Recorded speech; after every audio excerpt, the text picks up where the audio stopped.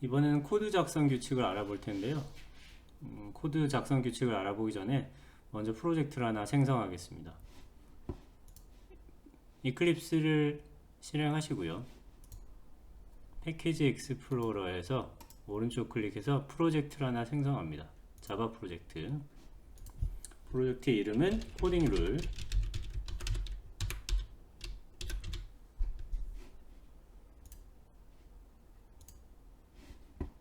그리고 이전 시간에 프로젝트 구조를 설명하면서 총 5단계로 설명을 드렸죠. 프로젝트를 만들고 나면 항상 프로젝트 밑에 패키지라는 걸 먼저 생성해 주셔야 되는데, 이 src 디렉토리를 오른쪽 클릭하시고 new 패키지, 패키지 작성 규칙은 com. 자기 이름 프로젝트 이름이라고 말씀드렸었고, 패키지를 생성하시고 나면 여기서 패키지 아래에 내가 작성할 코드를 입력할 자바 클래스 파일을 생성해 주시면 됩니다. 클래스 선택하시고 클래스의 이름은 역시 코딩 룰이라고 합니다. 자, 다음에 코딩 룰이란 클래스는 저희가 작성한 코드를 실행을 해야 되는데, 실행을 하기 위해서는 메인 함수가 항상 꼭 있어야 됩니다. 시작점이 되는 그 메인 함수를 자동으로 만들어주는 체크박스가 밑에서 네 번째에 있는 체크박스입니다. Public Static Void Main. 그래서 메인 함수를 생성을 하시려면 이 체크박스를 꼭 체크를 하시고 피니시를 하시면 됩니다. 그러면 생성된 코딩 룰 클래스에 메인 함수가 이렇게 자동으로 타이핑이 되어 있고요. 우리는 이 메인 함수 안에다 코딩을 할 겁니다. 코딩을 하기 전에 작성 규칙을 먼저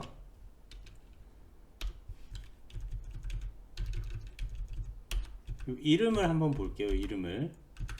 자, 우리가 패키지를 만들면 그 패키지 이름이 패키지 안에 들어가 있는 클래스들의 모두 자동으로 입력이 되는데요. 이 패키지 이름 같은 경우는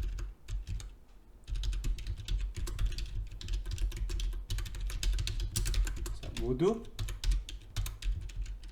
소문자로 작성하십니다. 아시겠죠? 자, 그리고 두 번째, 클래스 이름은 낙타 표기법을 사용합니다. 캐멀 케이스라고 해서 코딩 룰이라고 되어 있잖아요. 명사가 나오면, 영어 명사겠죠. 첫 번째 글자는 대문자로,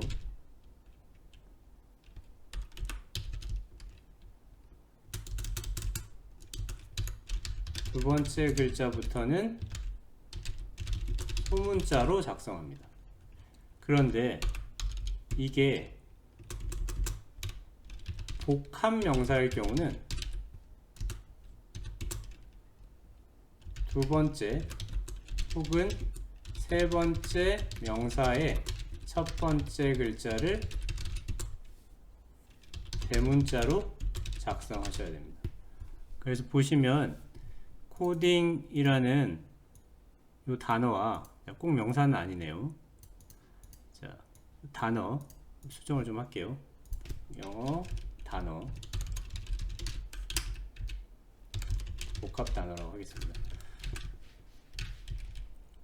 그래서 이 코딩이라는 단어와 룰이라는 단어가 있는데, 코딩이라는 단어 첫 번째 글자는 지금 C를 대문자로 했고, 두 번째 단어 룰의 첫 번째 글자를 R로 해서 마치 낙타 등처럼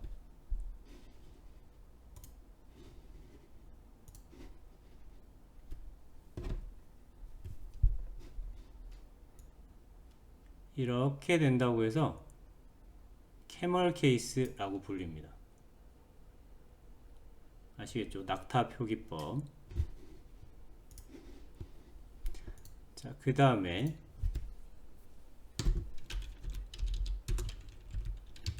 세 번째로 함수 이름.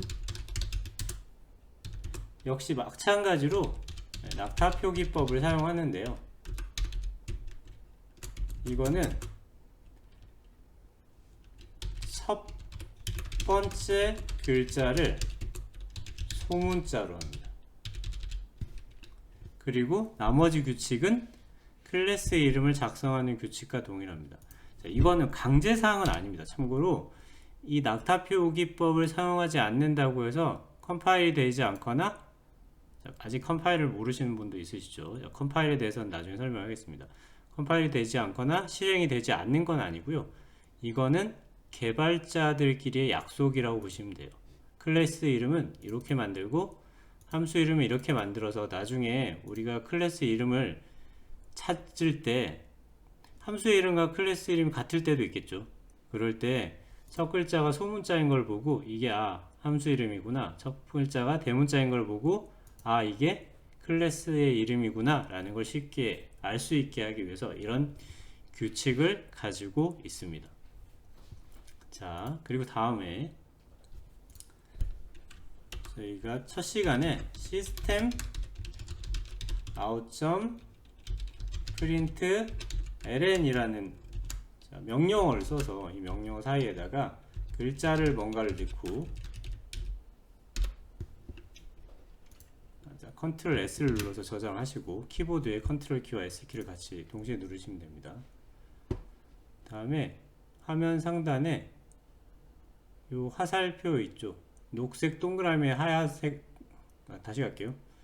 녹색 동그라미에 하얀색 화살표가 있는 이거를 클릭을 하시면, 클릭을 하시는데 꼭 내 프로젝트 어딘가가 선택되어 있어야 됩니다. 여기를 선택하셔도 되고 이 파일을 직접 선택하셔도 됩니다. 누르시면 자동으로 파일을 실행을 시켜줍니다. 이 부분 다시 갈게요.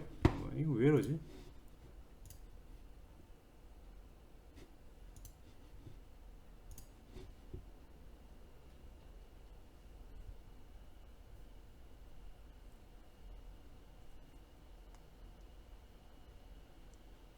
벌써 7분이네.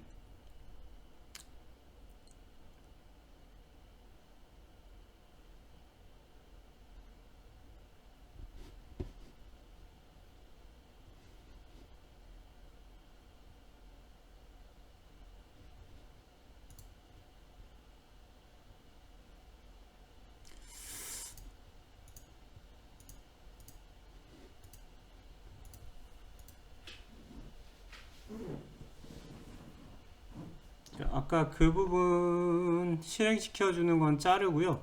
자, 여기서 세미콜론 규칙 설명하는 걸 할게요. 자, 이전 시간에 시스템 아웃 프린트 ln이라는 명령으로 그 안에 있는 글자를 출력하는 걸 해봤는데요. 자, 이렇게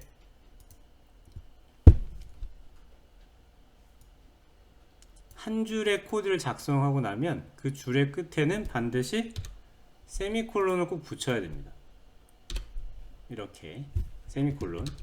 그런데 이 세미콜론을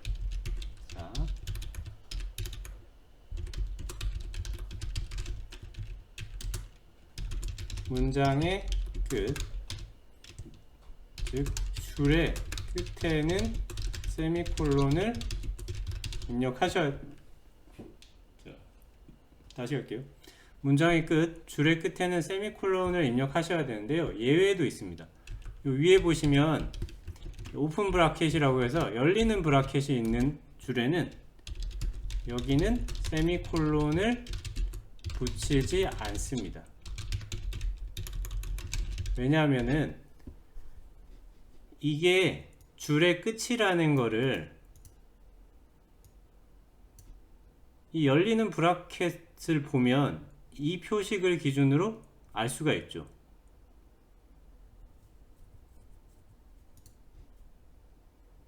자, 그래서 요 오픈 브라켓 다음에는 세미콜론을 붙이지 않고요. 나머지 모든 영역에는 세미콜론을 붙이셔야 됩니다. 그리고 또 하나,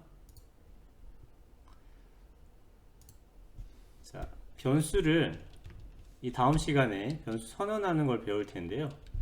변수 선언하는 방법은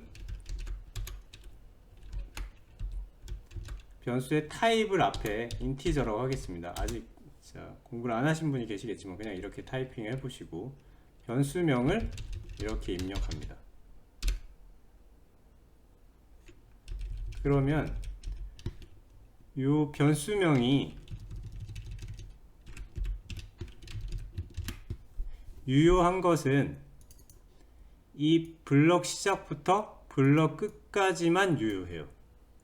예를 들어서 내가 이 변수명을 클래스 영역에도 사용할 수 있거든요. int 변수명 b, 그리고 여기다 또 다른 함수를 하나 만들어 볼게요. public void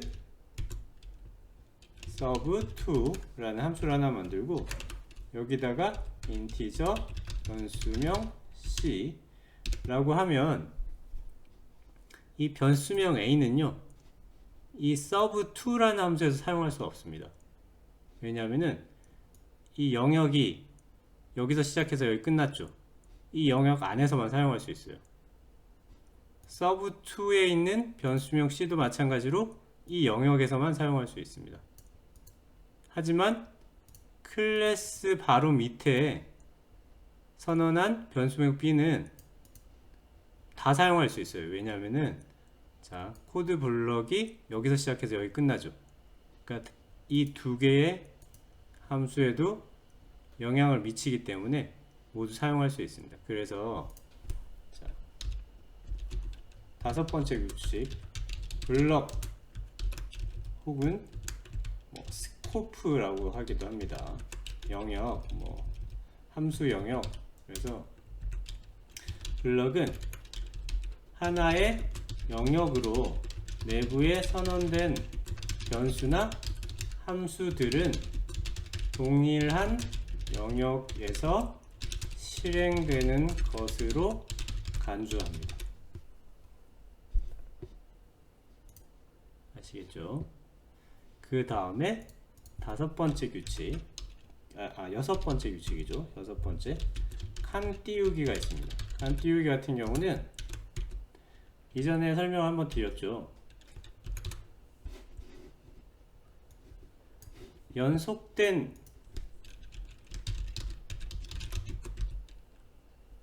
칸 띄우기, 키보드에 스페이스가 되죠. 는 하나의 공간으로 인식한다. 이거는 설명을 드렸었죠. 예를 들어서 public void sub3라는 함수를 하나 만들고 요 사이에 칸을 막 띄워도 이거는 여기서 여기까지 전부 다 한 칸으로 인식합니다. 아시겠죠? 그리고 제가 설명을 하면서 설명을 작성할 때 그냥 작성하지 않고요. 가장 앞줄에 키보드에 슬래시를 두 개를 이렇게 입력을 했어요. 이걸 주석이라고 합니다. 자, 일곱 번째 주석. 주석은 뭐냐면은 개발자가 알아보기 위해서 부가적인 정보를 적어 넣는 것입니다. 그래서 여기는 개발자가 자기가 알아보기 쉽게 뭐 아무 글이나 써 넣으셔도 상관없습니다. 아무나 써 넣으셔도 상관없고, 그리고 이 주석을 작성하는 방법은 세 가지가 있는데요. 한 줄 주석 같은 경우는 이렇게 슬래시를 두 개 넣어주시면 됩니다. 자, 키보드에 어디에 있는 사선이냐면은 오른쪽 Shift 키 바로 왼쪽에 있습니다. 그 물음표랑 같은 키에 있게 되고요. 자, 첫 번째 한 줄 주석, 한 줄 주석 처리는 이렇게 합니다. 그리고 두 줄 주석 같은 경우는, 자, 두 줄이라기보다는 여러 줄. 한 줄 주석은 한 줄 주석하고 이 밑에다가 글자를 쓰면 이 글자는 주석이 처리가 되지 않아서 자바 코드 작성 규칙에 맞지 않으면 이렇게 빨갛게 에러가 떠요. 얘가 뭐냐라고.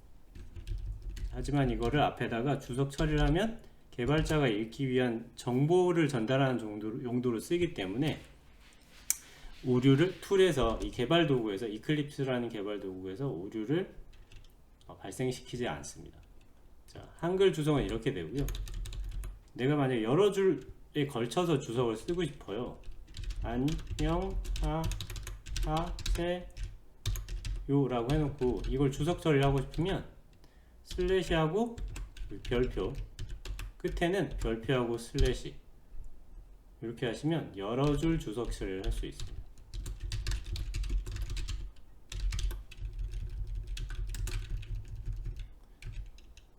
자, 그리고 약간 특이한 주석 처리가 있는데요. 보통 클래스를 하나 만들게 되면, 자, 여기가 주석을 번호를 좀 쓸게요. 7.1, 여기는 7.2 이렇게, 그리고 요 위에다가 자 7.3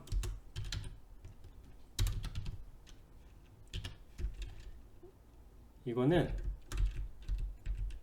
자바 문서를 만들 때 사용하는 주석이 있습니다.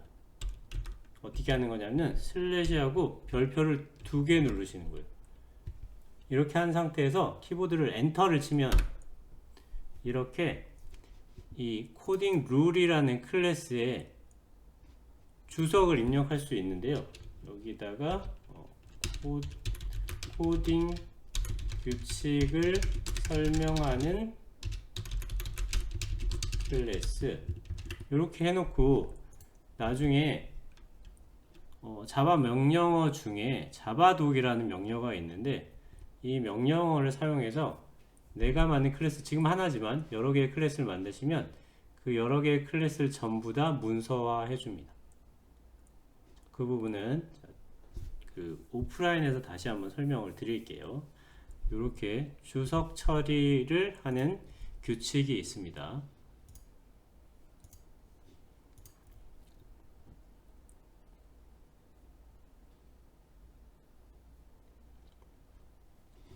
자, 그리고 여덟 번째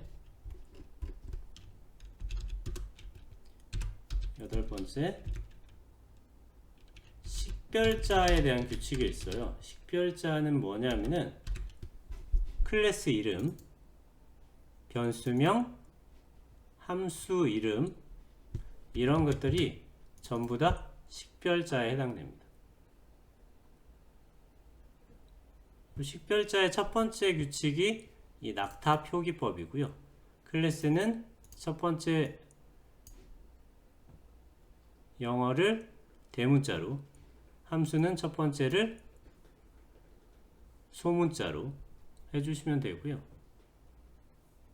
자, 두 번째 규칙은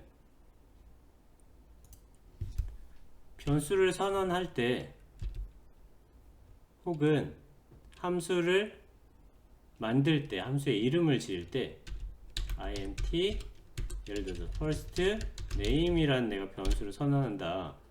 그러면 영문은 사용할 수 있는데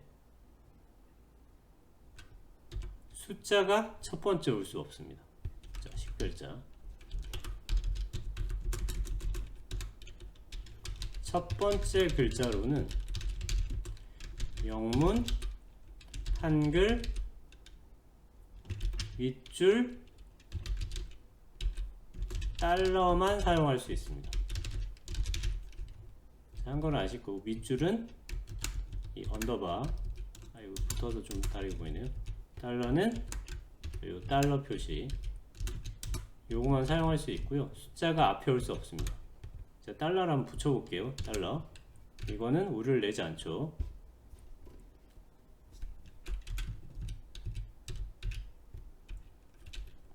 자, 여기가 8.1, 첫 번째 글자로는 영문, 한글, 밑줄, 달러만 사용 가능하고요. 자, 이게 상당히 특수한 케이스라서 이 밑줄이랑 달러는 빼겠습니다. 여러분들은 자, 한글도 되도록이면 사용하지 마시고요. 모두 취업자 가정으로 가시는 거잖아요. 자, 영문만 사용하는 것을 권장하겠습니다. 되도록 뒤에 숫자 붙이는 건 상관없어요. 필요에 따라 숫자 붙이시면 되고, 그리고 8.2 키워드는 식별자로 사용할 수 없습니다. 키워드는 뭐냐면은 자바 예약어로 지금 이렇게 약간 이게 빨간색이라고 할까요? 보라색이라고 해야 되나? 예, 이런 빨간색으로 나오는 글자들이 전부 다 예약어입니다.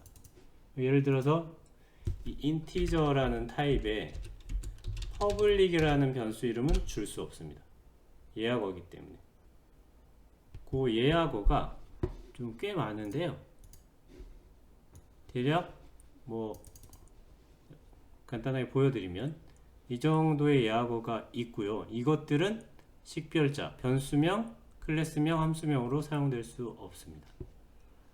우리가 나중에 배울 접근 지정자, 뭐 자료형, 재음문, 뭐 예외 처리문 이런 것들이 다 이미 예약어로 자바 그 시스템 내부에 다 선언이 되어 있습니다. 그래서 사용할 수 없고요. 그리고 마지막으로 8.3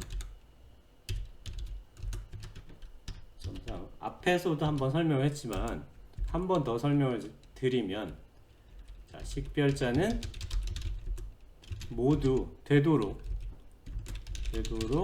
모두 낙타 표기법을 사용한다.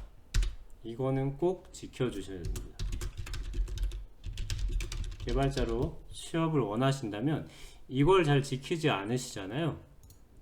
그러면 여러분은 면접을 볼 기회조차 가질 수 없을 수도 있습니다. 네, 이걸 꼭 지켜주시기 바랍니다.